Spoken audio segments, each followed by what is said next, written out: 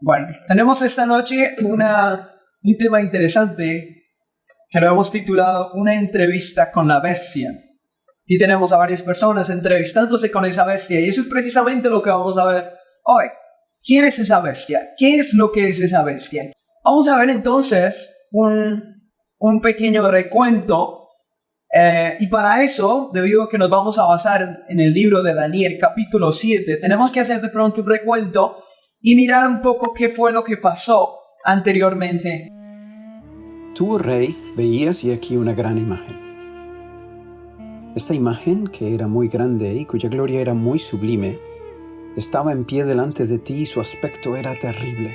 La cabeza de esta imagen era de oro fino, su pecho y sus brazos de plata, su vientre y sus muslos de bronce, sus piernas de hierro, sus pies en parte de hierro y en parte de barro cocido. Estabas mirando hasta que una piedra fue arrojada, no con mano, e hirió a la imagen en sus pies de hierro y de barro cocido, y los desmenuzó. Entonces fueron desmenuzados también el hierro, el barro cocido, el bronce, la plata y el oro, y fueron como tamo de las eras del viento, y se los llevó el viento sin que de ellos quedara rastro alguno. ¿Cierto? Eso es lo que encontramos en el libro de Daniel y la explicación que le da Daniel al rey Nabucodonosor. Entonces es que cada metal es un reino diferente. Entonces, en Daniel capítulo 2, versículo 37, el versículo 44, encontramos, tú eres aquella cabeza de oro. ¿Sí? Entonces aquí tenemos que cada parte de la estatua de Daniel representa algo diferente. Vemos acá, por ejemplo, tú eres aquella cabeza de oro, ¿cierto? Ahora, ¿cómo sé yo que se está refiriendo a un imperio o que se está refiriendo a un reino? Porque en el versículo siguiente, después de esto tenemos, y después de ti se levantará otro reino inferior al tuyo. O sea que estamos hablando de reinos, ¿cierto? La cabeza de oro es un reino porque después de ti se levantará otro reino inferior al tuyo. Entonces estamos hablando del oro, de la plata, que el oro es mayor, es mejor en valor que la plata, que es el siguiente reino, según lo que encontramos acá, otro reino inferior al tuyo. Y tenemos además de eso, y luego un tercer reino de bronce. O sea que cada metal nos está representando un reino. Es la explicación que tenemos, o que le da Daniel al rey Nabucodonosor, ¿cierto? Ahora, además de eso tenemos, y el cuarto reino será fuerte como el hierro. Muy bien. Ahora, según la historia nos cuenta que esa cabeza de oro, que era representada por el imperio babilónico, y que después es seguida por otro reino inferior al suyo, y luego por un tercer reino de bronce, encontramos que ese reino de Babilonia era increíble, ¿sí? Vamos de pronto a colocarnos un poco en el tiempo, porque vamos a hacer entonces una comparación de Daniel capítulo 2 y Daniel capítulo 7. En Daniel capítulo 2 tenemos que el rey de Babilonia es el que tiene este sueño, mientras que en el capítulo 7 Daniel es el que tiene esta visión. Ahora, el rey de Babilonia durante el tiempo de Daniel 2 es Nabucodonosor, mientras que en Daniel 7 el rey de Babilonia es Belsasar, un nieto de Nabucodonosor. ¿Sí? Además de eso, tenemos que la fecha de la visión de Daniel 2, o de este sueño, digámoslo así, es el segundo año del reinado de Nabucodonosor, que es el 603 a.C. Mientras que la fecha de la visión que tiene Daniel en el capítulo 7 es el primer año de Belsasar, es decir, del año 553 a.C., es decir, 50 años después. ¿Sí? Entonces teníamos 50 años después de este sueño de Nabucodonosor que a Daniel se le muestra una visión. Entonces, como veíamos, era un sueño de Nabucodonosor lo que encontrábamos en Daniel 2 y tenemos la visión de Daniel en Daniel capítulo 7. En Daniel capítulo 2 tenemos una vista general de estos imperios, como ya hemos visto, que el primero era Babilonia, el segundo era Medo-Persia, el tercero era el imperio griego, el cuarto era el imperio romano, y más adelante tendremos entonces estos 10 dedos. que vamos a ver qué es lo que es, pero es una forma general. Simplemente le está dando al rey Nabucodonosor una vista general de las cosas. ¿Qué es lo que sucedería? Porque precisamente eso era lo que él estaba soñando. Eso era lo que él estaba pensando antes de entrar en este sueño. Él estaba pensando, ¿qué será de mi reino? ¿Cierto? Y es precisamente lo que Dios le muestra en este sueño. Mientras que en Daniel 7 tenemos una vista más detallada de los eventos finales. Y en especial vamos a ver un elemento importante que es el cuerno pequeño. Antes de comenzar en el estudio de Daniel capítulo 7, tenemos que entender varias cosas y para eso necesitamos un diccionario. Tenemos aquí en la pantalla un diccionario de términos proféticos. ¿Qué significan los símbolos que vamos a encontrar en este libro o en este capítulo? Tenemos, por ejemplo, que las trompetas o los vientos son trompetas, como lo vemos acá en Jeremías capítulo 49-36, el agua o el mar, que significan naciones, multitudes, lenguas, pueblos, según lo vemos en Apocalipsis capítulo 17, versículo 15, las bestias, como lo vemos en Daniel capítulo 7, versículo 17, son reinos, imperios, naciones, ¿sí? El cuerno, por ejemplo, un cuerno significa un reino, un imperio, una nación o un rey, según lo vemos en Daniel capítulo 8, versículo 21. Y las alas, que veremos también en este capítulo, significan la velocidad, según el libro de Habacuc, capítulo 1, versículo 8.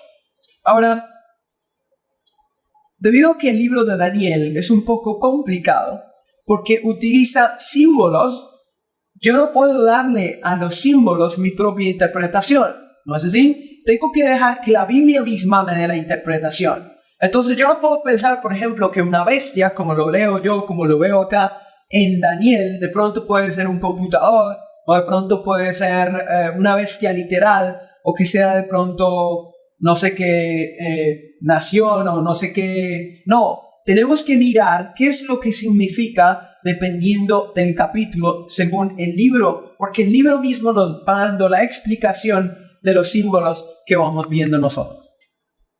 Con este simbolismo que tenemos acá, vamos ahora a leer a Daniel capítulo 7, versículo 2 y versículo 3. Sí. Dice acá, miraba yo en mi visión de noche, y he aquí que los 4 vientos del cielo, es decir, ya leímos que los vientos son guerras, son trompetas, vientos, trompetas, guerras, según lo que veíamos en el libro de Jeremías. Entonces los 4 vientos del cielo son vientos que vienen de diferentes lugares. El hecho de que estamos hablando de 4 vientos del cielo, estamos hablando de los 4 puntos cardinales. No es un solo viento, no son 2 vientos, no son 3, sino 4 vientos del cielo. Estamos hablando entonces de los 4 puntos cardinales. Y debido a que los vientos significan guerras, en el libro de Jeremías se habla de que enviaré un viento terrible, enviaré la espada, dice el libro de Jeremías. O sea que en el momento que Dios dice que enviaría un viento, quería decir que enviaría espada, enviaría guerra. Hablando aquí acerca de los vientos del cielo, los 4 vientos del cielo, tenemos entonces un viento, una espada que no solamente viene de una sola dirección, sino que viene de 4 direcciones. Estamos hablando entonces de una guerra mundial, ¿sí? Pero nosotros sabemos que una guerra mundial no necesariamente quiere decir que son todos los países o todas las naciones del mundo. En el momento que tenemos más de 3 o 4 naciones, 3 o 4 países que están involucrados en una guerra, estamos hablando de una guerra mundial. Entonces tenemos acá que los 4 vientos del cielo, las guerras mundiales, combatían en la gran mar. Ya vimos que mar o agua significan muchedumbres, naciones, pueblos, y 4 bestias grandes, es decir, reinos diferentes la una de la otra, subían del mar. Entre muchedumbres sería el significado del mar. Muy bien, entonces tenemos guerras mundiales, tenemos gran cantidad de personas, tenemos reinos que se levantan en esa conglomeración de personas, y tenemos además de eso que dentro de esta muchedumbre aparecen naciones. ¿Qué son las naciones? ¿Cuáles son estas naciones que encontramos acá? Según Daniel capítulo 7, versículo 4, dice, la primera La primera bestia era como el león y tenía alas de águila. Bien, tenemos la primera bestia. Es decir, que esta bestia es un reino que surge del agua, surge donde hay gran cantidad de gente y tiene alas como águila. Muy bien, ahora, ¿qué podría significar este león? Hay muchas personas que piensan y dicen, bueno, hay un equipo de fútbol que utiliza el león como su símbolo principal, ¿sí? O de pronto hay una logia masónica que también utiliza el león. Entonces podría ser que ese es esta primera vez. Pero no es así. Resulta que la Biblia misma nos dice quién es este león, cuál es esta primera bestia. Si vamos al libro de Jeremías, capítulo 4, versículo 7, nos habla de la siguiente forma. El león sube de la espesura y el destruidor de naciones está en marcha y ha salido de su lugar para poner tierra en desolación. Tus ciudades, entre ellas Jerusalén, quedarán asoladas y sin morador. El profeta Jeremías se encontraba en un tiempo bastante difícil. Él tuvo que darle un mensaje al pueblo de Judá, a los judíos, en el que ellos tenían que arrepentirse, de lo contrario vendría un león, dice acá. El león sube de la espesura y es el destruidor de las naciones y va a destruir Jerusalén. Ahora, según la historia, el león que vino y destruyó a Jerusalén y destruyó las ciudades de Judá fue el imperio babilónico. Entonces tenemos acá un paralelo. Tenemos acá una comparación entre la cabeza de la estatua con la primera bestia que encontramos en el libro de Daniel capítulo 7. Ahora, ¿será que la arqueología nos puede probar esto? Sí. Aquí tenemos un león en el Museo Británico y el león, precisamente traído de Irak, era el símbolo de Babilonia. O sea que no hay duda de que ese león, e inclusive un león alado, era el símbolo de Babilonia. También traído de Babilonia. Aquí esto es una foto en Irak, donde encontramos además de eso, estos leones con alas representando al imperio babilónico. Entonces no hay duda, el león con alas significa el imperio babilónico, que va desde el año 606 a.C. hasta el año 538 a.C., que de hecho es paralelo al sueño que tuvo Nabucodonosor y al cual Daniel explicó de la siguiente manera: tú eres aquella cabeza de oro. No se estaba refiriendo solamente al rey de Babilonia, al rey Nabucodonosor, como cabeza, sino se estaba refiriendo al imperio babilónico, porque después de él vendría otro reino inferior de él y un tercer reino de bronce. Tenemos además de eso acá este mapa, donde tenemos la ubicación de este imperio babilónico. Tenemos al imperio babilónico en esta parte y el mar Mediterráneo, el océano Atlántico. Era un imperio grande para la época, pero no tan grande como los imperios que vienen. Era valioso en su metal, pero era de menos durabilidad, de menos dureza que el metal siguiente, que los metales siguientes, a pesar de que era de mucho más valor. Entonces tenemos una decadencia en valor, pero un aumento en durabilidad y en fuerza, que es lo que tenemos acá en estos metales. Muy bien, vamos a ver un resumen de este imperio. Es un reino de gran esplendor.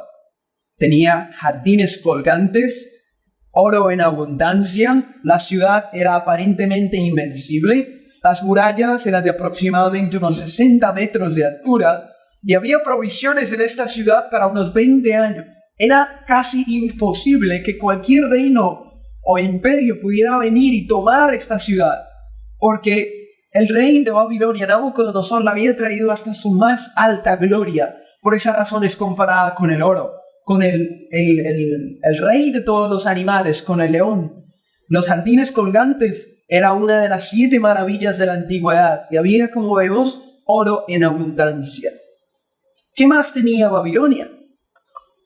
El rey Nabucodonosor escribió en estas tablillas lo siguiente: yo adorné con belleza estos portales para la admiración de las multitudes. Es lo que encontramos escrito en algunas de estas tablillas, entre otras cosas que fueron las que escribió el rey Nabucodonosor, para describir la grandeza, el esplendor, la gloria de este imperio babilónico.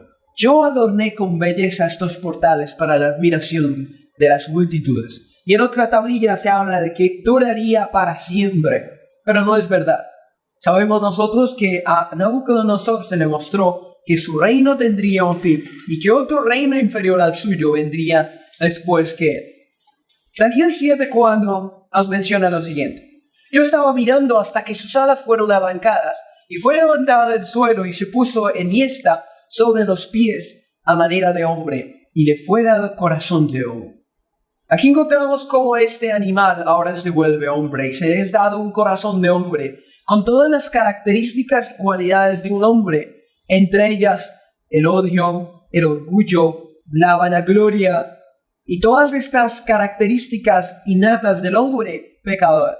Y de hecho, este es el punto final del imperio de Babilonia. Y eso es lo que vemos más adelante cuando empieza una mano en esta fiesta increíble que tenía el rey Belsasar, celebrando con sus súbditos. Vemos cómo esta mano aparece y empieza a escribir el juicio de Babilonia, en donde las palabras decían Mene, Mene, Tekel, Upharsin, que quería decir contado es tu reino y es dado a los medos y los persas. Si es pesado en balanza y es hallado falto. Es lo que encontramos acá y es lo que Daniel le explica al rey Belsasar, diciéndole tu reino llega hasta este momento. Esa misma noche encontramos que los medos persas entran, desvían el curso del río Éufrates y entran por los portales de este río, que de hecho, debido a que se encontraba la ciudad en fiesta, habían descuidado las entradas de la ciudad y entraron a través de las murallas del cauce del río que pasaba por la mitad de esta ciudad y pudieron entrar y pudieron tomar según ellos, esta ciudad invencible. Pero como lo había profetizado Dios mismo, como se lo había mostrado a Nabucodonosor, fue lo que sucedió. Y de hecho, después de aquí viene otra segunda bestia, ¿sí? Y esta bestia es semejante a un oso, la cual se alzaba de un costado más que del otro. Además de eso, este oso, que representa el imperio de Medo-Persia, tenía 3 costillas en su boca. Este imperio Medo-Persa va desde el año 538 a.C. hasta el año 331 a.C., que es paralelo a los brazos y al pecho de la estatua. Y tenemos acá el mapa, la ubicación de este imperio Medo-Persa. Es mucho más grande que el imperio babilónico, va hacia el occidente y toma parte de Egipto y es de hecho lo que encontramos acá como las costillas que llevaba este oso. Las 3 costillas entonces representan al imperio de Babilonia, Lidia y Egipto, que eran los grandes imperios de ese entonces, las grandes ciudades que tenían más influencia, que podían controlar las costas del mar Mediterráneo y que manejaban lógicamente la parte monetaria muy importante. Entonces viene Medo-Persia y toma a Libia, toma al imperio babilónico y toma también a Egipto y Libia, y entonces dándonos estos tres imperios grandes, las 3 costillas que tenemos acá en el oso. Muy bien, resulta que Daniel ve una tercera bestia. Esa tercera bestia la encontramos en Daniel capítulo 7, versículo 6. Y aquí otra semejante a un leopardo, con 4 alas de ave en sus espaldas, 4 cabezas, y le fue dado dominio. Ya sabemos qué significan las alas. Vimos que era una velocidad con la cual estos imperios tomaban el territorio al cual ellos mandaban. Entonces Babilonia lo hizo de una forma rápida, pero lógicamente comparado con esta otra bestia, este leopardo es mucho más rápido este leopardo comparado con el león, ¿sí? Tenemos entonces en sus espaldas tiene las 4 alas, tiene 4 cabezas y le fue dado dominio. Muy bien, este es el imperio de Grecia, el imperio griego, desde el año 331 hasta el año 168 a.C. Tenemos entonces este paralelo con los muslos y el vientre de la estatua. Ya vemos que el imperio griego alcanza desde la parte de Macedonia, Egipto, toma toda la parte de Turquía y parte de lo que era anteriormente el imperio medo-persa. Lógicamente, Alejandro Magno quería llegar mucho más allá. Él quería llegar hasta India, él quería seguir, pero desafortunadamente el clima, sus soldados, las circunstancias también no lo permitieron. Y lógicamente entonces no pudo llegar hasta donde tanto soñaba. Y desafortunadamente a sus 33 años muere por una fiebre terrible. Muy bien, Grecia es una abreviatura aplicada al imperio grego-macedónico de Alejandro y el grupo de reinos helenísticos o macedónicos que surgieron de él.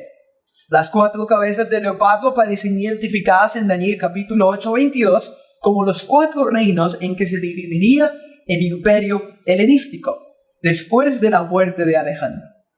Entonces, sus 4 generales, como los vemos acá mencionados, Casandro, Lisímaco, Ptolomeo y Seleuco, dividen ahora este imperio griego y cada uno toma una parte. Casandro toma la parte de Macedonia y Grecia, Lisímaco toma Tracia y buena parte de Asia Menor, Ptolomeo, Egipto, Cirenaica y Palestina, y Seleuco toma el resto de Asia, hacia el oriente y Siria también.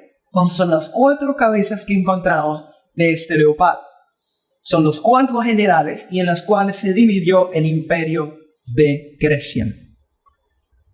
Y aquí vamos a entrevistarnos con la bestia. Y aquí la 4ª bestia espantosa y terrible, según lo que vemos en Daniel capítulo 7, versículo 7. Y nos vamos a quedar más tiempo en esta 4ª bestia porque nos da muchos más detalles y que trascienden inclusive hasta nuestros días. Daniel capítulo 7 dice: en gran manera fuerte, la cual tenía unos dientes grandes de hierro, devoraba y desmenuzaba, y las sobras hollaba con sus pies, y era muy diferente de todas las bestias que vi antes de ella, y tenía 10 cuernos. Al igual que las piernas de hierro, que era fuerte, destrozaba, hollaba, destruía, no tenía misericordia. De esa forma era el imperio romano, que duró desde el año 168 a.C.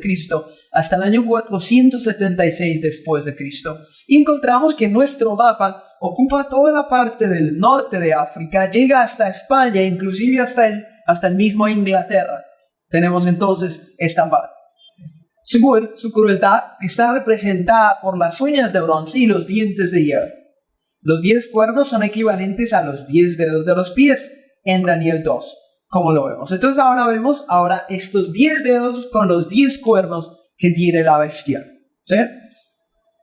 Oye, estos 10 dedos representan las 10 tribus bárbaras que hacen caer la parte occidental del Imperio Romano en el año 476 después de Cristo. Algunas personas ven una similitud en estas 2 piernas con los 2 lados de este Imperio Romano, la parte oriental y la parte occidental del Imperio Romano, y vemos que es la parte occidental la que es tomada por estas 10 tribus bárbaras. He aquí que otro cuerno pequeño salía entre ellos, es lo que nos dice Daniel capítulo 7, versículo 8. O sea que tenemos 10 cuernos, pero en medio de estos 10 cuernos, surge un cuerno pequeño entre ellos. Muy bien, Daniel 7, versículo 8 dice: y delante de él fueron arrancados 3 cuernos de los primeros. He aquí que este cuerno tenía ojos como de hombre y una boca que hablaba grandes cosas. Interesantes detalles que vamos a ver. Muy bien, ahora sí tenemos acá las 10 tribus bárbaras, que son los francos, los alemanes, los anglosajones, lombardos, suevos, visigodos, burgundios, érulos, vándalos y los ostrogodos. Tenemos estos 3 acá los érulos, los vándalos y los ostrogodos en otro color, porque son las tres tribus bárbaras que fueron destruidas por este cuerno pequeño cuando iba surgiendo. Los érulos fueron destruidos en el año 493 después de Cristo, los vándalos en el año 534 después de Cristo, los ostrogodos en el año 538 después de Cristo. Supuestamente, según la historia, estas tres tribus bárbaras eran arianas. Pero lo interesante de la historia es que el arianismo enseña que Jesús es un ser creado. Y la fuente que nos enseña que estas tribus eran arianas es ariana. ¿Cómo lo sabemos? Ahora, si nosotros miramos en el mapa, la ubicación de estos, de lo que eran los visigodos, los gérulos y los vándalos, ellos habían recibido una doctrina más pura que la doctrina que habían recibido los ostrogodos, los burgundios, los francos, los alemanes. Lógicamente los francos, los primeros en aceptar al catolicismo. Resulta que los vándalos y los visigodos, al igual que los érulos, habían recibido la doctrina que provenía de Palestina. Si nosotros nos acordamos, los discípulos fueron hacia Arabia Saudita y de ahí vinieron a la parte norte de África. Por esa razón encontramos una gran cantidad de judíos, por ejemplo, en la parte norte de África. Es decir, que los vándalos, los visigodos y los érulos tenían una doctrina más pura, pero según lo que se nos enseña hasta el momento, eran arianos, es decir, que creían que Jesús era un ser creado. Lo interesante de las cosas es que la Vulgata, la Biblia católica, es ariana. Entonces, si la Biblia católica, la Vulgata, es ariana, y ella nos dice que los visigodos, los vándalos y los érulos eran arianos, entonces, ¿será que eran arianos o no será que no serían arianos? Son cosas interesantes. Otra cosa interesante de la historia es que no se ha encontrado nada, ningún tipo de literatura de los visigodos, de los vándalos o de los érulos que nos demuestre que ellos eran arianos. No existe absolutamente nada con respecto a la religión de ellos que nos demuestre que ellos en realidad eran arianos. Es muy probable que ellos seguían la doctrina de los apóstoles y por seguir la doctrina de los apóstoles fue que fueron destruidos.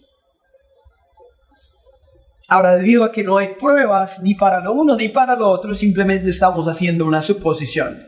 Debido a que la Vulgata, la Biblia católica, es ariana, entonces sugerimos ahora que entonces los otros no eran arianos. Ahora, nuevamente, esto es simplemente una suposición. El cuerno pequeño. Muy bien, vamos a ver ahora las características que encontramos en el libro de Daniel con respecto a este cuerno pequeño. ¿Quién es este cuerno pequeño y qué es lo que hace? El primer punto que tenemos acá es que surge de la cuarta bestia, según lo que encontramos en Daniel capítulo 7, versículo 7. ¿No es así? Tenemos a la bestia, que la bestia tiene 10 cuernos, ¿cierto? Y en medio de estos 10 cuernos sube este cuerno pequeño. O sea, que es un poder romano. ¿Por qué razón? Porque hablamos de que su base, su fundamento es el imperio romano. ¿No es así? Nosotros no podemos buscar al cuerno pequeño en China, por ejemplo, o en Australia, o en la India, o en Estados Unidos. ¿Por qué razón? Porque tenemos que el imperio romano es representado por esta bestia. Y sobre esta bestia tenemos a los 10 cuernos, y el cuerno pequeño nace en medio de estos cuernos. Es decir, que es un poder romano. No es un poder de los Estados Unidos, no es un poder de China, no es un poder asiático, es un poder romano. Además de eso, vemos que surge entre los 10 cuernos. Es decir, que se levanta en el territorio donde las 10 tribus bárbaras se habían establecido. No lo podemos buscar, por ejemplo, en Bulgaria o de pronto en Rusia. No, tiene que ser exactamente en el lugar donde surgieron los 10 cuernos. Además de eso, vemos que surge después de los 10 cuernos. No surge antes de los 10 cuernos, no surge en la tercera bestia, no surge después de los 10 cuernos. Es decir, que solamente después de las invasiones bárbaras podía surgir el cuerno pequeño. Es decir, después del año 476 después de Cristo.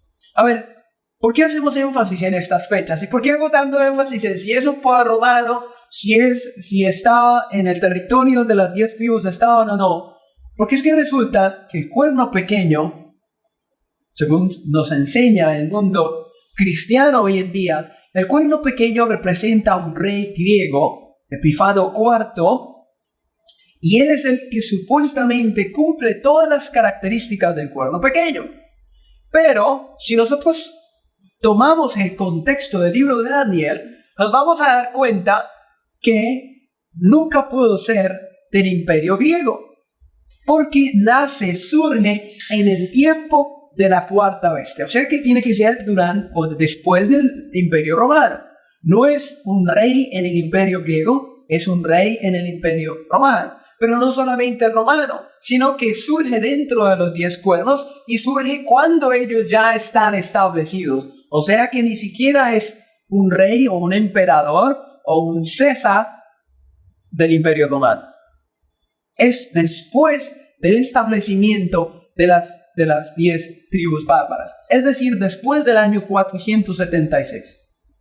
¿Queda claro eso? ¿Sí? No es de los griegos, no es del futuro, no es del pasado. Lo encontramos o tenemos que ubicarlo después del año 476. Vamos a ver qué otras características encontramos con respecto al cuerno pequeño. Es diferente a los demás cuernos, ¿sí? Ahora, acordémonos que los cuernos dijimos que son reinos. Ahora, el cuerno que nace acá no es solamente un rey que quiere mandar a todos los demás reinos. No, estamos hablando de un cuerno. Un cuerno es un reino, ¿sí? No es una persona. El cuerno pequeño no es una persona. El cuerno pequeño es un reino, porque es que un cuerno, según el libro de Daniel, es un poder, es un reino. Entonces es diferente a los demás. A ver, si analizamos muy bien, el reino tiene su límite, tiene sus fronteras, tiene su estado, tiene su lugar donde reina. Pero este es diferente a esos. No es como los demás. Vamos a ver a qué se refiere. Es más grande que los demás cuernos. A ver un momento. Porque si estos cuernos son estas tribus bárbaras que después se convierten en lo que nosotros conocemos como los países de Europa, entonces, es decir que este reino era más grande que ellos. Pero ¿cómo puede ser más grande? ¿Y cómo puede ser diferente en esencia si ya los otros reinos están ubicando un sitio específico en Europa? Se convertiría en un poder mucho más poderoso que los otros cuernos. Sería de mucha más influencia que los demás. Además de eso, hace caer a 3 cuernos en su surgimiento, que eso fue ya lo que vimos. Tiene ojos de hombre y habla grandes cosas contra el Altísimo. Vamos acá en Daniel capítulo 7, versículo 8 y 25, que se eleva también, además de eso, por encima del poder humano. Porque estamos hablando de que habla cosas grandes contra el Altísimo. En Colombia, cuando decimos que un niño es bocón, es porque es grosero. ¿No es así? No sé si de pronto acá utilizan también esa expresión, es bocón porque es grosero. Ahora, estamos hablando de que este cuerno es un poder bocón que habla cosas grandes contra el Altísimo. O sea, no son cosas sencillas. No es solamente decir, o de pronto decir palabras como tal, sino hay declaraciones que encontramos que hablan en contra del Altísimo. ¿Sí?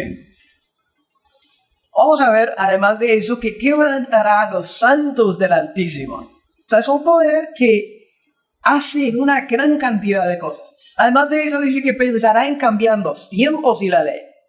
Sí, lógicamente, si este cuerno piensa cambiar la ley, y el hecho de que la Biblia menciona de que pensará en cambiar los tiempos y la ley, no son leyes humanas, porque acordémonos que estamos hablando acerca de guerras, y en el momento de guerra es el momento en que menos se piensa en la ley. ¿No es así? Entonces no son leyes humanas. Estamos hablando de leyes, la ley de Dios, que pensará en cambiar los tiempos establecidos por Dios y las leyes establecidas por Dios. Su poder como reino es de tiempo, tiempos y la mitad de un tiempo. según lo que nos dice en Daniel capítulo 7, versículo 25. Además de eso dice que devorará a toda la tierra. Y esta parte lo vamos a volver nuevamente en este versículo, porque además dice que la trillará y la despedazará. Es un poder mundial, ¿sí? Noten, porque despedazará o devorará a toda la tierra. Los otros cuernos son poderes regionales, que están esparcidos por toda Europa, pero este es un poder de dimensiones globales. ¿Sí? De los otros reinos no se nos dice que abarcaría toda la tierra. Es decir, se nos dice que devorará a toda la tierra. Existe hasta la segunda venida de Cristo. Porque leemos en Daniel 7:22 que dice: hasta que vino el anciano de días y se le dio el juicio a los santos del Altísimo, y los santos recibieron el reino. ¿Cuándo es que los santos reciben el reino? ¿Cuándo es que se le da el juicio a los santos del Altísimo? Tiene que ser en la segunda venida de Cristo. Entonces, es decir, que dura hasta la segunda venida de Cristo. Muy bien. Según las características que hemos visto, lógicamente cualquier creyente que haya estudiado algo que tenga bases bíblicas se va a dar cuenta que estamos hablando de un poder que está en contra de Dios. Un poder que está en contra de Cristo mismo. Estamos hablando del mismo anticristo. Pero según lo que nos enseñan hoy en día, el anticristo viene en el futuro. Muy interesantes aspectos que estaremos explicando hoy. Su dominio le será quitado por el mismo Jesucristo al final del tiempo. Es lo que encontramos en el versículo 26 del capítulo 7.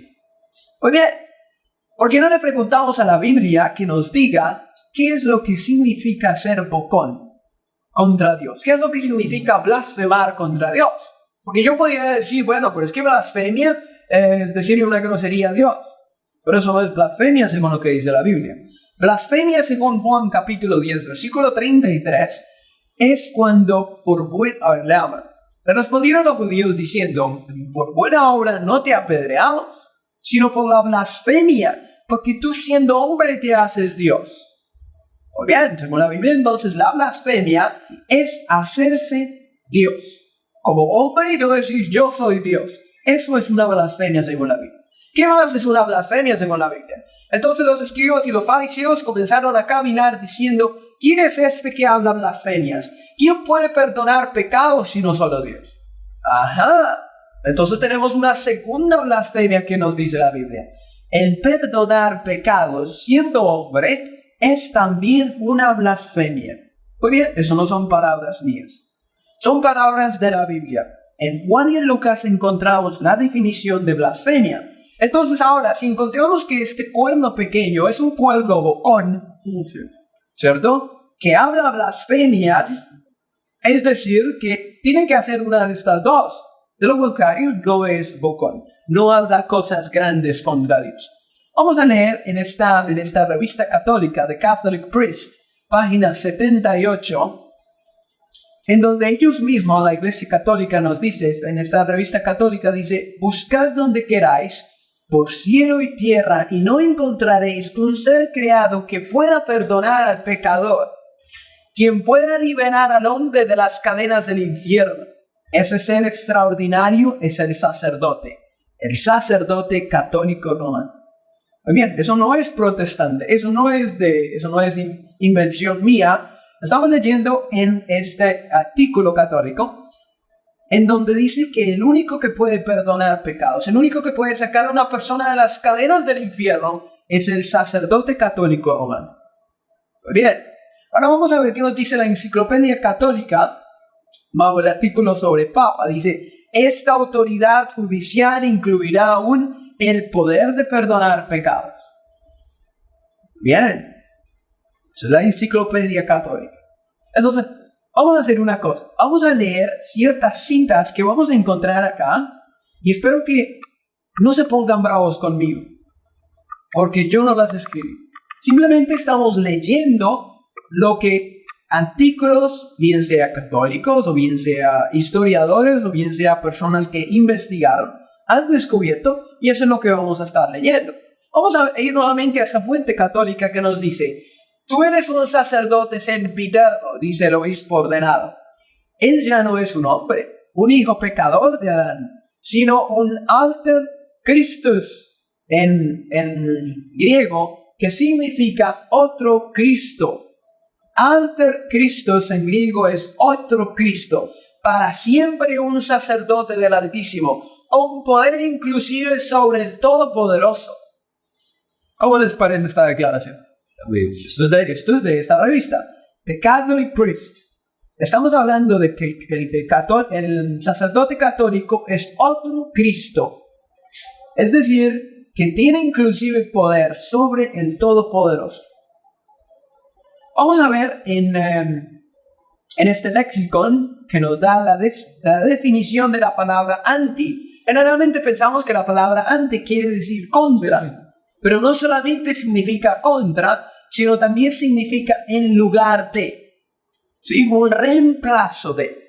Entonces, hablamos de que es en contra de, opuesto a, ante, por, en lugar de, reemplazo de, para, por, varias opciones que tenemos. Entonces, cuando hablamos de anticristo, no solamente estamos hablando de que el diablo es un anticristo, porque está en contra de Cristo, sino estamos hablando de una persona, o de un poder, o de un ser, o de alguien que está en lugar de Cristo, que se está haciendo pasar por Cristo, y está tomando los atributos de Cristo mismo. ¿Sí? El número 473 es la forma como lo ordena este léxico, ¿sí? En donde se presentan las palabras de griego. Cada palabra en griego tiene un número, y dice nos da, y este es el número 473. En cualquier léxico griego vamos a encontrar la definición de esta palabra anti. Ya sabemos que proviene del griego esta palabra anti. Muy bien, vamos a leer en la Biblia qué nos dice la Biblia con respecto al anticristo. En 1 Juan capítulo 2, versículos 18 a 19, dice que ya es el último tiempo, dice. Y según vosotros oísteis que el anticristo viene, así ahora han surgido muchos anticristos. Por esto conocemos que es el último tiempo. Salieron de nosotros, pero no eran de nosotros. Porque si hubiesen sido de nosotros, habrían permanecido con nosotros. Pero salieron para que se manifestase que no todos son de nosotros. Y este es el anticristo, el que niega al Padre y al Hijo.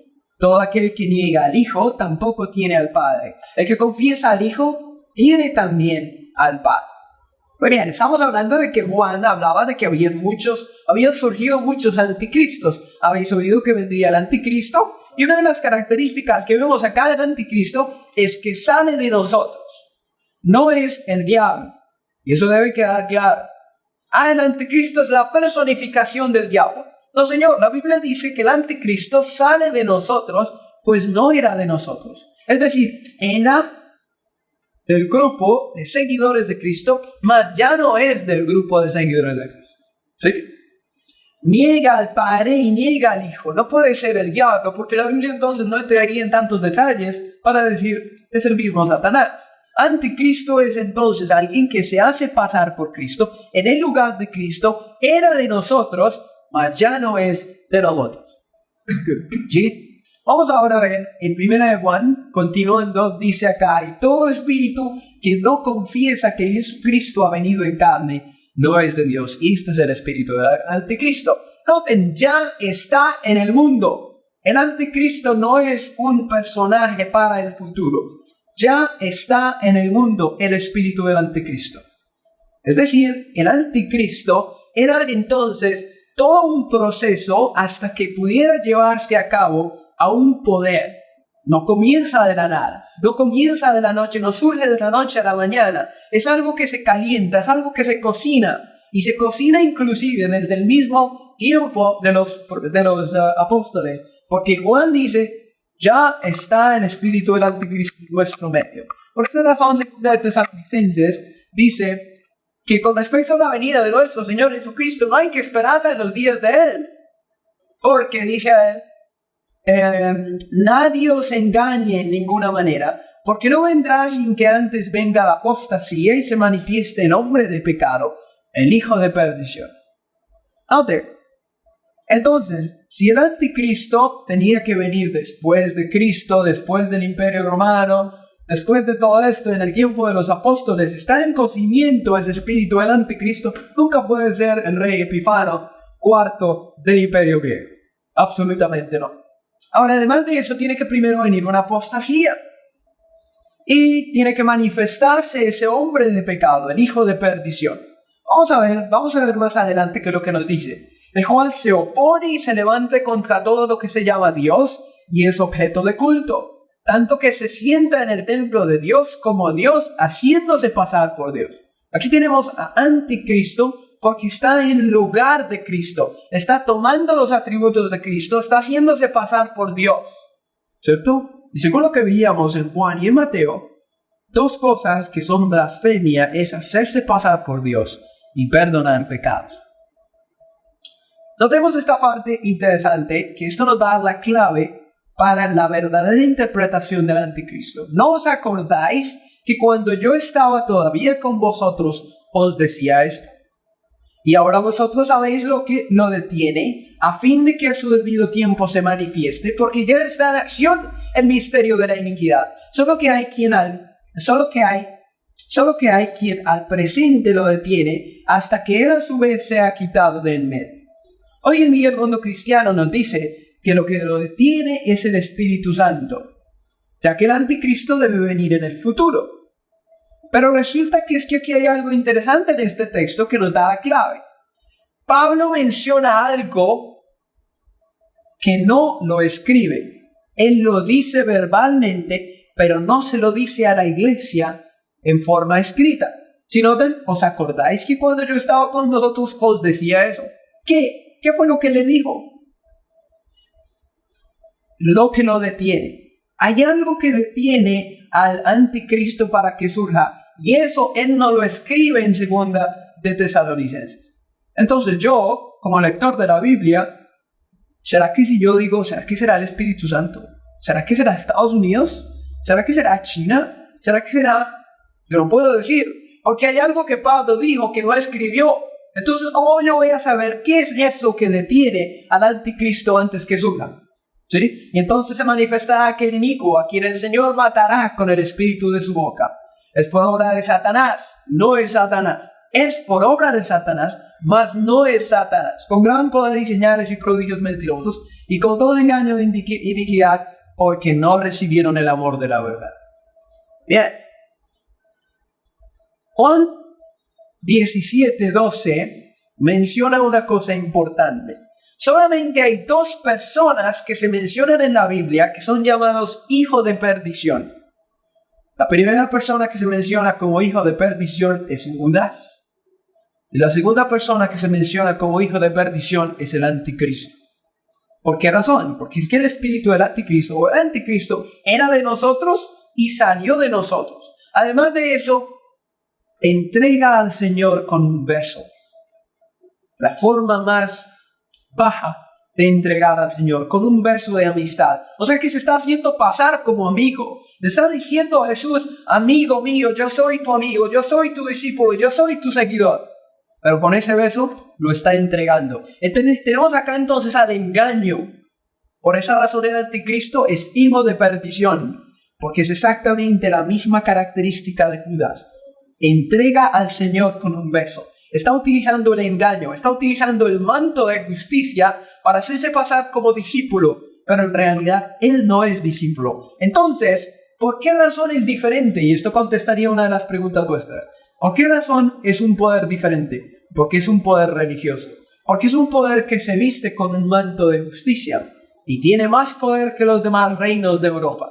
Vamos a leer una de las grandes cartas encíclicas del Papa Leo XIII, del junio 20 de 1894, en donde dice: mantenemos en esta tierra el lugar de Dios Todopoderoso.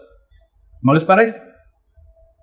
Además de eso tenemos que cada encíclica, cuando el Papa firma una encíclica, la firma de la siguiente manera: dada por nosotros en nuestro pontificado, haciendo referencia a Génesis capítulo 1, versículo 26, cuando dice Dios, hagamos al hombre a nuestra imagen, a nuestra semejanza. Por esa razón firman ellos, dada por nosotros. Y es el Papa el que lo está firmando. ¿Nosotros? haciendo referencia de que Él es Dios Todopoderoso. El Papa no es solamente el representante de Jesucristo, sino Él es Jesucristo mismo escondido bajo el velo de carne, según esta publicación católica de Catholic National de 1895. ¿Es Jesucristo vivo? ¿Qué nos están diciendo entonces? Blasfemia. Dios mismo está obligado a respetar el juicio de sus sacerdotes, y ya sea perdonar o no perdonar, tal como rechazar o dar absolución, la sentencia del sacerdote precede y Dios se somete a ella. Esto es dignidades y deberes del sacerdote. Estamos mirando el libro de los sacerdotes, el libro que ellos estudian para ser sacerdotes. Eso es lo que ellos se les enseña. La sentencia del sacerdote precede, Dios se somete a ella. Bien. ¿Quién es entonces ese anticristo? ¿Quién es esa persona o ese ser que está, o ese poder que está en lugar de Cristo? Por esa razón el cardenal Bellarmine dice, todos los nombres que son aplicados a Cristo en las Escrituras, por virtud del cual está establecido que Él está por encima de la Iglesia, todos los mismos nombres son aplicados al Papa. Todos los nombres de Cristo son aplicados al Papa. ¡Wow! Estamos hablando de blasfemia. Bien, ahora, yo no tengo nada en contra de ningún católico, que hay personas sinceras dentro del catolicismo. Simplemente estamos mirando lo que los mismos papas escriben. Y ustedes mismos toman una determinación, una decisión, qué es lo que quieren aceptar, qué es lo que quieren seguir. Vamos a ver los títulos blasfemos del Papa. Dado en Roma desde nuestro palacio el 10 de febrero de 1817, la decimocuarta jurisdicción del Santísimo Pontífice y Padre en Cristo y nuestro Señor, nuestro Dios, el Papa Leo XII. Nuestro Señor, nuestro Dios, el Papa Leo XII. Interesante. Ahora, si es entonces el papado, los sacerdotes o este poder papal del anticristo, ¿de dónde surge esas teorías de que el anticristo viene del pasado, o que fue en el pasado, o que el anticristo vendrá en el futuro, que será una persona? Resulta que estas dos alternativas a explicación del anticristo surgen de estos dos personajes. Rivera y Alcázar son los escritos de estos dos jesuitas. Estos dos jesuitas escribieron el uno lo que llamamos el preterismo y el otro lo que llamamos nosotros el futurismo, que son interpretaciones alternativas al anticristo. A ver, ¿qué es el preterismo? El autor entonces es el padre Alcázar en 1603. Es simplemente decir que esos eventos ocurrieron inmediatamente después que fueron escritos. Es decir, que el anticristo fue para el pasado.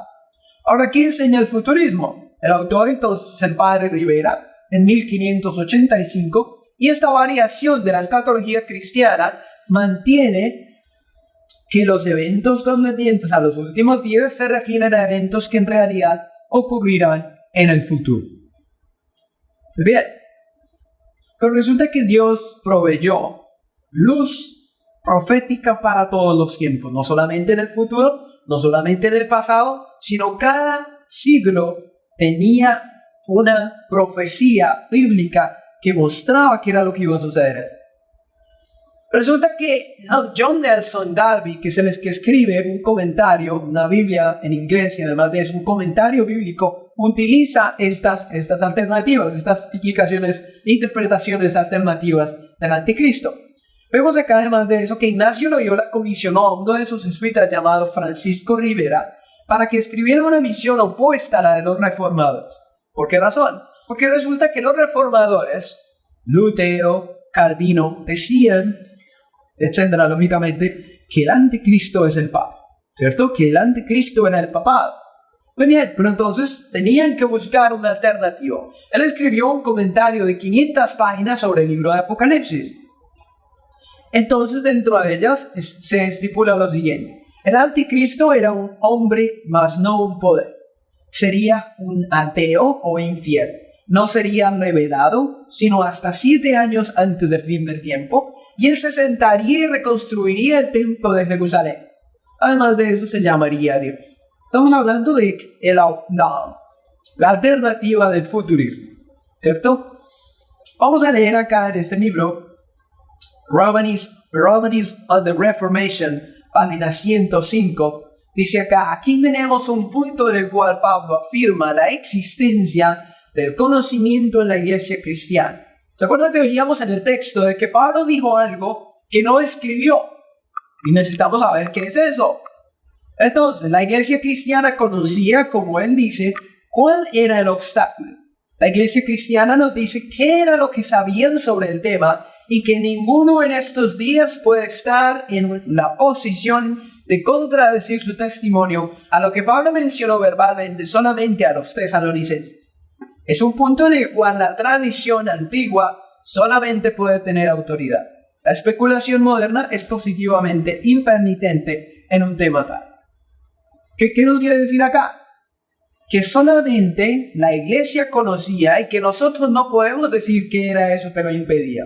Es decir, que tenemos que ir a los padres de la iglesia, como Tertulio, por ejemplo, para que ellos nos digan quién era ese poder que estaba deteniendo al anticristo. Dice acá en estas cartas de Tertulio sobre la resurrección, capítulo 24-25, aquel que obstaculiza debe obstaculizar hasta que sea removido del camino. ¿Qué obstáculo podría ser sino el estado romano? La caída del cual, al ser esparcida y reemplazada por los 10 reinos, introducirá al anticristo. Sí. Solamente queda uno que detiene ahora hasta que sea removida del camino. Eso es, cuando el imperio romano sea removido del camino, entonces el anticristo vendrá.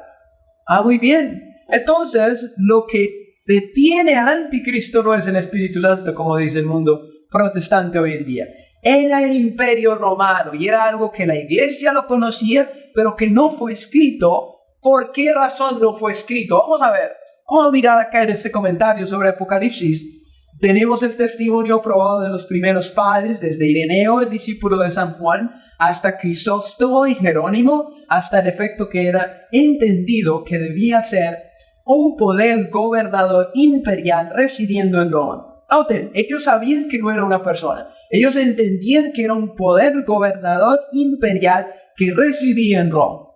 Eso era lo que los primeros cristianos creían y sabían. Por esa razón los protestantes, los reformadores, dijeron, ese es el anticristo. Pues bien, vamos a mirar acá en esta otra fuente. Mientras los césares mantenían el poder imperial, era imposible para el anticristo predicho que se levantara. Lógicamente, que allí estaban los césares. Para el tiempo de la caída de los césares, él se levantaría. ¿Sí? Miremos acá en esta otra fuente. Pablo no identificó el poder supresor, el cual ellos sabían que era Roma, por miedo a represalias. Recordad que la iglesia cristiana se encontraba bajo persecución de Roma.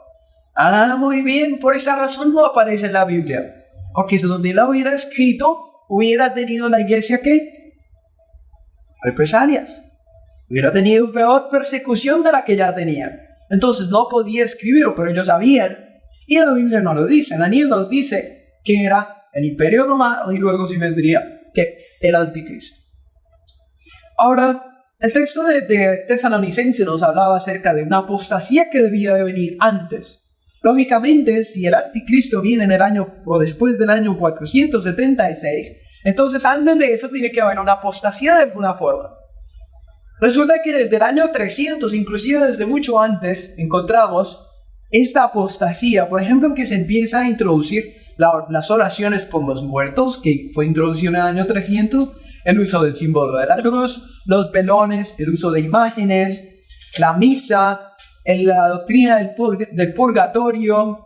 Tenemos además de eso que en el idioma latino se usaban oraciones y adoraciones, las oraciones dirigidas a María, el poder temporal de los papas es conferido a Pepín, el rey de los francos, el agua bendita se comienza a utilizar, la adoración a San José, etcétera, etcétera. Aquí tenemos toda una historia de toda esa apostasía hasta nuestros días. El celibato, el rosario, la inquisición, las indulgencias, la confesión, la adoración de la hostia, etcétera, etcétera. El escapulario, el purgatorio, la tradición que va por encima de la Biblia, los libros apócrifos, la Inmaculada Concepción, etcétera, etcétera, hasta nuestros días, en donde se estaba tratando acerca de si María sería una mediadora de la humanidad y también que sería ella una corredentora de la humanidad. Y tenemos en cada año cómo se fue introduciendo esta apostasía. Debía venir primero una apostasía. Estamos hablando de un poder religioso que tomaría el lugar de Dios. Entonces no siempre de la noche a la mañana.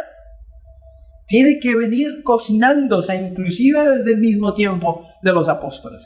Ya estaba el espíritu del anticristo. Por esa razón Pablo describe a los Gálatas, le dice: ¿cómo es posible que ustedes hayan abandonado ya tan pronto el evangelio? Ni siquiera porque viniera un ángel del cielo ustedes deben creer eso. Muy bien, estos eran entonces algunos atributos que veíamos con respecto al cuerno pequeño, que serían diferentes, ya vimos por qué.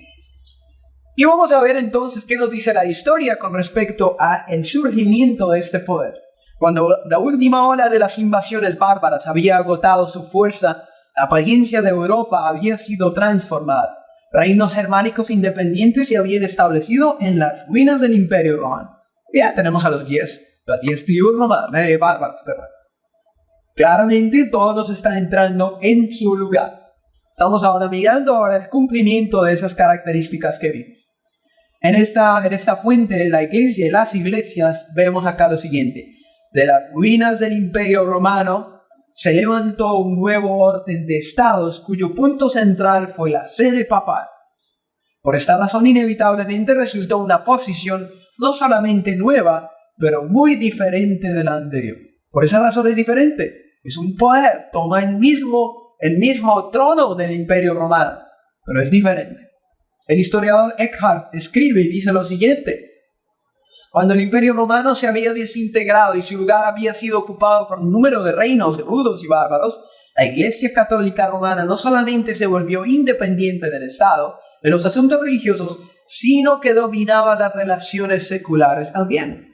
Tenemos un poder mucho más grande, con mucho más poder y diferente de los otros, porque no tenía un país como tal, sino que gobernaba donde quería y estaba en todas partes.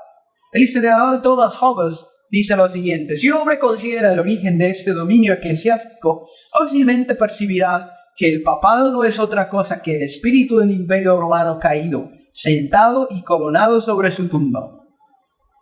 O sea, diferentes fuentes, diferentes historiadores independientes que nos hablan de quién era este poder, de dónde surge y dónde se sienta. Pues bien, era más grande, hace caer los cuernos, tiene ojos de hombre y habla grandes cosas. Esos ojos de hombre era porque podía ver en todas partes. Con la institución ahora del confesionario, en todas las personas tenían que venir allí y confesar sus pecados, desde reyes hasta los más bajos.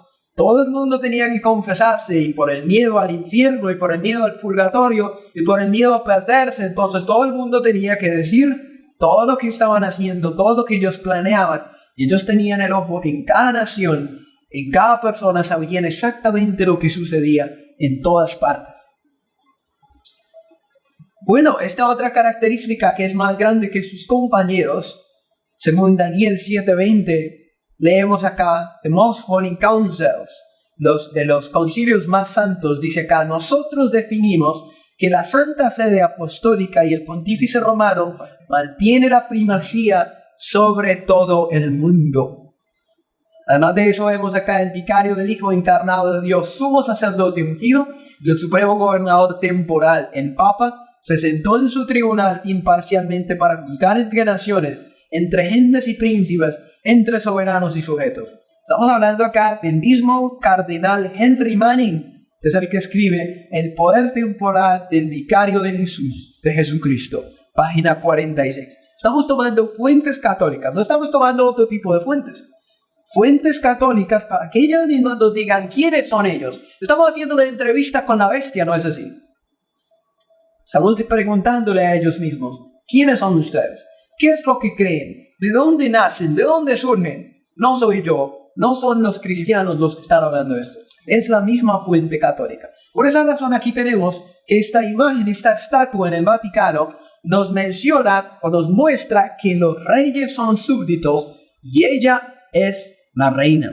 Tenemos a los reyes y aquí tenemos a la iglesia como que está por encima. Ellos mismos nos lo hacen ver en sus estatuas, en sus imágenes. Por esa razón el rey Friedrich de Alemania, descalzo en la nieve, le tocó esperar hasta que el Papa le diera una audiencia. 3 días le tocó esperar en la nieve, descalzo, hasta que el Papa decidió darle una audiencia con él. Cuestiones cuenubilates. Tomás de Aquino escribió, Santo Tomás de Aquino escribió: el poder secular es sujeto al poder espiritual, como el cuerpo es sujeto al alma. Es decir, que las dos cosas van juntas. Ellos no están separando la parte espiritual con la parte secular. Además de eso, vemos que en el Concilio de Trento se declara que todo poder temporal es de ¿quién? Suyo. El dominio, la jurisdicción y el gobierno de toda la tierra son suyas por derecho divino. Todos los gobernadores de la tierra son sus sujetos y deben ser sometidos a él, y deben someterse a él. La Iglesia Católica es respetadora de la conciencia y de la libertad. Sin embargo, cuando es confrontada con la herejía, ella ha recurrido a la fuerza, al castigo corporal y a la tortura. Ella encendió en Italia los pilares funerales de la Inquisición. ¿Y ahora qué es la herejía? La herejía viene del griego, que quiere decir decidir por sí mismo lo que uno debe creer y practicar. ¿Para qué es herejía? ¿Y por qué razón utilizaron la tortura y la Inquisición? Porque la persona tomó la osadía de elegir por sí mismo lo que quería creer. Eso no es herejía, decidir por sí mismo lo que uno debe creer y practicar. Pero eso no está de acuerdo a los dogmas de la Iglesia, lógicamente. Y por esa razón vemos todos estos instrumentos de tortura. ¿Sí notan? Todos estos instrumentos de tortura. Aquí tenemos este tornillo donde el cuello de la persona quedaba acá y empezaban a apretar. Y como colgaban a las personas para que desistieran de su fe. ¿Sí? Como los estiraban de sus miembros, de piernas, de pies, de manos, para que ellos desistieran de su fe. El cepo que se colocaba. Muy bien. Continuamos entonces con los atributos del cuerpo pequeño. Quebrantará a los santos del Altísimo, pensará en cambiar los tiempos y la ley. Su poder como reino es de tiempos y la mitad de un tiempo. Vamos a ver qué nos dicen ellos mismos con respecto a pensar en cambiar los tiempos y la ley. Básicamente, como mencionábamos, hay muchas cosas que se han cambiado. Los tiempos bíblicos se han cambiado. El día, por ejemplo, en la Biblia comienza de tarde a tarde. Empieza la puesta del sol y termina la puesta del sol. El año, por ejemplo, no comenzaba como empieza ahora en enero, por ejemplo. Pero eso es lo que se ha cambiado. El Papa Gregorio, entonces tenemos acá cómo cambia no solamente los días, los años, los tiempos. Y además de eso tenemos acá que la ley misma, y por eso dice acá en los Decretales de Translat Episcop capítulo 3, dice: el Papa tiene poder para cambiar los tiempos, para abrogar las leyes, para dispensar con todas las cosas, aún los preceptos de Cristo. Bien, pues yo no tengo más que añadir, sino decir, bueno, si ustedes dicen eso, lo están viendo la profecía. Compra una biblioteca sobre el Papa, donde el Papa dice: el Papa puede modificar leyes. Bien. ¿Y cuáles son las leyes o los mandamientos que se han cambiado? Eso según el Catecismo Católico. Tenemos acá que el tercer mandamiento dice: santificarás las fiestas. Cuando en Éxodo 20 nos dice que el tercer mandamiento es que hay que honrar el nombre de Dios. Y además de eso, entonces, acá tenemos que el 10º que encontramos en la Biblia está dividido en 2. Por ejemplo, el primero no aparece, el primer mandamiento no lo tenemos. El primero encontramos un mandamiento que da Cristo, que es de hecho un resumen. Dice: amarás a Dios sobre todas las cosas. El primero no lo tenemos. El tercero dice: santificarás las fiestas. Y el noveno y el 10º pues es el mismo, que es el mismo 10º en Éxodo 20, y de hecho ha sido cambiado. La parte primera es la última parte y el punto 10 que debía ser el punto noveno, y el noveno debía ser el 10º. Muy bien. La Enciclopedia Católica nos dice lo siguiente. La Iglesia, después de cambiar el día de reposo del sábado judío, de hecho no existe un sábado judío, o es el sábado de Dios, o es el día séptimo, o séptimo día de la semana, al primero, hizo que el tercer mandamiento se refiriera al domingo como día para guardar, santo como el día del Señor. O sea que cuando dice que santificarán las fiestas, no se está refiriendo sino al día domingo para guardar. Entonces nos cambiaron allí este otro mandamiento. Mateo 5, 17 y 18 dice Jesús que Él no vino a cambiar ni los tiempos ni la ley, sino vino a cumplir. En este catequismo para convertidos de la doctrina católica, la pregunta que se hace, ¿cuál es el día de reposo? Y la respuesta es el sábado, el día de reposo. Entonces, ¿por qué observamos el día domingo en lugar del sábado? Nosotros observamos el domingo en lugar del sábado, porque la Iglesia Católica, en el Concilio de la Odisea 336 después de Cristo, transfirió la solemnidad del sábado al domingo. Entonces, en este Concilio de la Odisea se cambian las cosas. Ahora, la Biblia nos decía que se le iba a dar un tiempo determinado en que iba a tener poder supremo, iba a ser la autoridad de toda la tierra en ese entonces. Muy bien, acá tenemos que tiempo es un sinónimo de año en hebreo. En Daniel capítulo 4, versículo 25 y 32, se utiliza la palabra tiempo como sinónimo de año. ¿Sí? Se habla acerca de que 7 tiempos pasarían sobre la cabeza de Nabucodonosor. No son sino 7 años, de hecho. Tiempos es utilizado en el hebreo como una forma plural, para indicar el doble. ¿Sí? Una vez que tenemos 3, entonces ya no se utiliza la pluralización de esa palabra, sino ya se coloca el número 3, tiempos, etcétera, etcétera. Entonces por esa razón tenemos tiempo, tiempos y medio tiempo, que en otras palabras es simplemente un año, 2 años y medio año, que es lo que tenemos acá. Un año, que son 360 días, que es igual a 12 meses, 2 años, que son 720 días, o 24 meses. Estamos tomando un mes de 30 días, como lo encontramos en Génesis, que es la forma hebrea o judía de contar los meses, que es de 30 días, no de 29, de 31, sino de 30. Entonces tenemos por eso 360 días, 728 días, medio año, 180 días, o 6 meses, a un total de 1260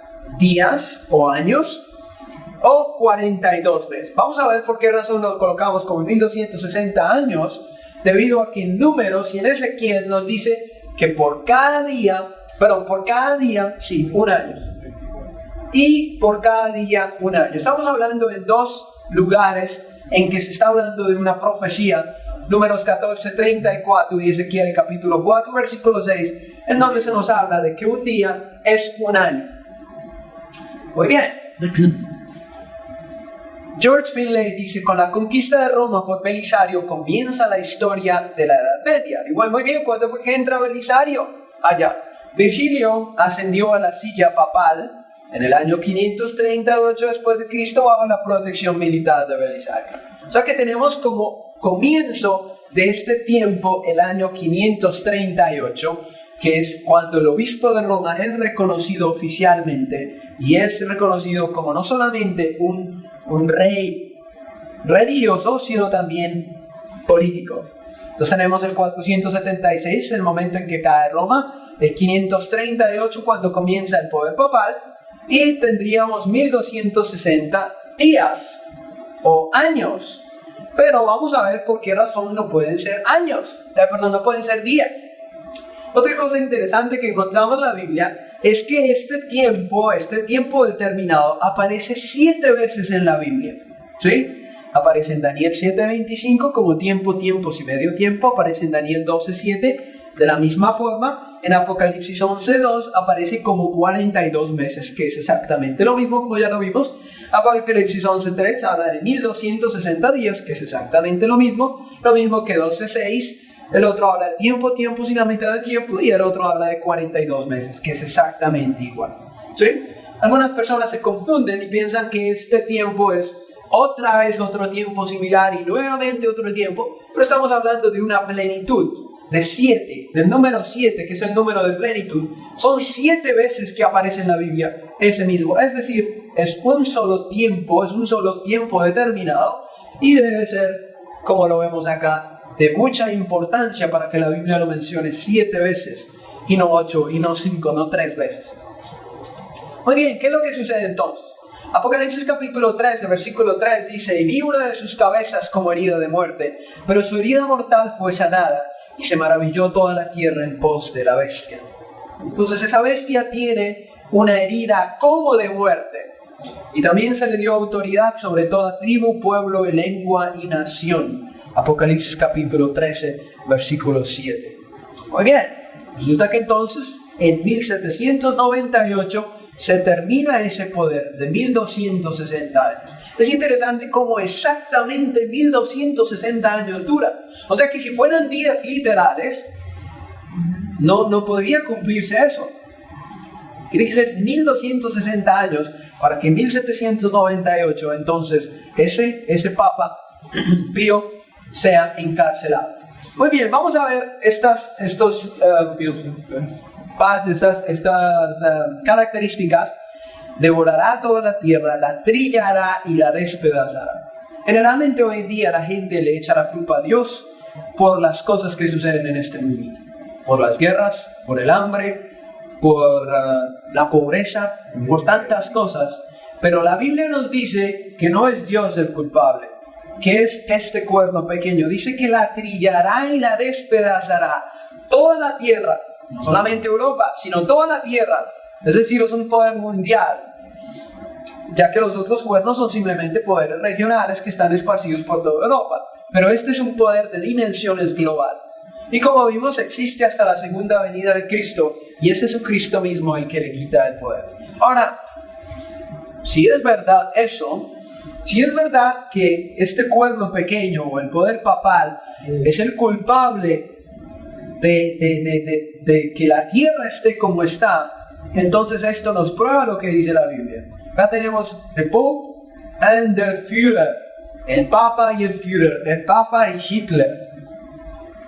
Entonces por esa razón tenemos acá ahora al Papa Gorbachev, tenemos además de eso al Papa con Bill Clinton, y tenemos al Papa que es una superestrella. Interesante. En las Naciones Unidas, en la 50ª celebración, Juan Pablo II habla acerca de un nuevo orden mundial. En los documentos del Segundo Vaticano se habla acerca de que es una autoridad mundial efectiva, un orden de justicia el cual es reconocido universalmente el poder suyo. En esta página en internet, George Bush habla y menciona, dice que la mejor forma de honrar al Papa Juan Pablo II es simplemente tomar y escuchar las palabras y ponerlas en práctica. ¿Por qué razón? Porque el Papa entonces tiene autoridad sobre todos ellos. Muchos de los grandes cristianos del tiempo de la Reforma identificaron al Anticristo como el papado romano. Sí, por esa razón Lutero, Calvino, Juan Wesley, Juan nos dice: yo sé que el Papa es el Anticristo, dijo Lutero. Calvino dijo: nosotros llamamos al pontífice romano el Anticristo. Juan Wesley dijo: él es en un sentido empático el hombre de pecado, como él incrementa todo tipo de pecado por encima de cualquier medida.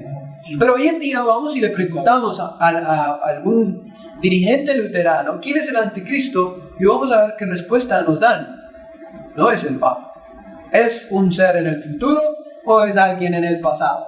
Lo mismo cualquier otro protestante hoy en día. Bueno, si vamos a visitar la silla del protestantismo, que era Nürnberg en Alemania, vamos a encontrar acá que ellos dejaron en estatuas, en forma de estatuas, lo que ellos consideraron quién era o cuál era la interpretación de Daniel 7. Aquí en un lado tenemos al rey Nabucodonosor junto a un león alado. O sea, ellos dijeron, el león alado significa Nabucodonosor. Al otro lado tenemos a Darío junto con el oso. O sea, que ellos dejaron claro que ellos entendieron esta profecía de Daniel 7. Además de eso tenemos al leopardo de 4 cabezas. ¿Con quién? Con Alejandro Magno. O sea, que ellos comprendían esa profecía. Y tenemos acá a Julio César al lado de esta bestia terrible. Y además de eso, ellos entendieron además ¿Quién era ese cuerno pequeño? Ese cuerno pequeño ellos lo identificaron como el papá. Por esa razón, 2 Tesalonicenses 2, 3 y 4 dice: nadie os engañe en ninguna manera, porque no vendrá sin que antes venga la apostasía, que se manifieste el hombre de pecado, el hijo de perdición, el cual se opone y se levanta contra todo lo que se llama Dios o es objeto de culto, tanto que se sienta en el templo de Dios como Dios, haciéndose pasar por Dios. Hemos visto ciertas declaraciones que fueron de pronto un poco fuertes para ser la primera vez, pero no las hice yo, no las hizo un protestante, no las hizo Lutero, no las hizo Calvino, no las hizo mi iglesia, no las hizo ninguna otra iglesia. Estamos leyendo de fuentes católicas en donde ellos mismos nos dicen: nosotros somos el anticristo. ¿No es así? Quiere el Señor ayudarnos en las siguientes charlas que vamos a ver, porque vamos a entrar de lleno a lo que es realmente, a lo que está sucediendo en este mundo. Que el Señor nos ayude. Amén.